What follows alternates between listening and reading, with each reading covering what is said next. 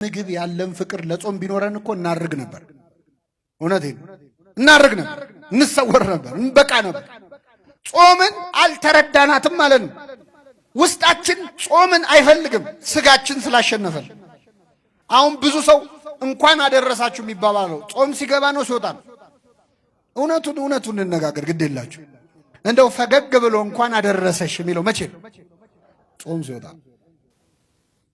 ሲገባ የሚላለ የሚል የለም ማለት አይደለም፣ ግን ደስ ብሎት ብዙ ሰው በብሩህ ገጽ ፈገግ ብሎ እየተቃቀፈ እንኳን አደረሰ የሚለው ጾም ሲወጣ።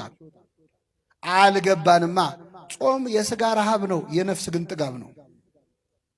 በእንጀራ ብቻ አይኖርም እያለ ነው ክርስቶስ። በምግብ ብቻ አይኖርም። ክርስቶስ ራሱ እኮ ነው ያለው። ጾሙ አሳየን፣ ጾሙ አለን በተግባር። እንዲያውም ስትጾሙ እንዲያትኑ ብሎ አለፈው ጥያቄውን። ጾም ያስፈልጋል ላይ ክርስቶስን እናምናለን እያሉ የማይጾሙ ሰዎች አሉ። እግዚአብሔር ልቡን አይስጣቸው።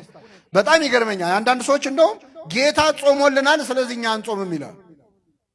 ጌታ ምን ብሎልናል? ጾሞልናል። አይ በጣም ጥሩ። ጌታ ጾሞልናል ብለው የማይጾሙ ከሆነ ጌታ እዚህ ምድር ላይ ያለ ምግብ በልቷል አልበላም? መልሱልኝ። በልቷል አልበላም? ስለዚህ ጌታ በልቶልናል አንበላም ለምን አይሉ?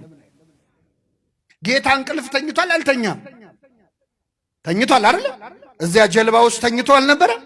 ተኝቷል። ስለዚህ ጌታ ተኝቶልናል ብለው ለምን አይተውት?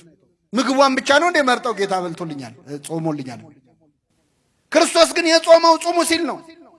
የኛ ቤተ ክርስቲያን ክርስቶስን ስሙን እየጠራች በመጮህ ብቻ አይደል፣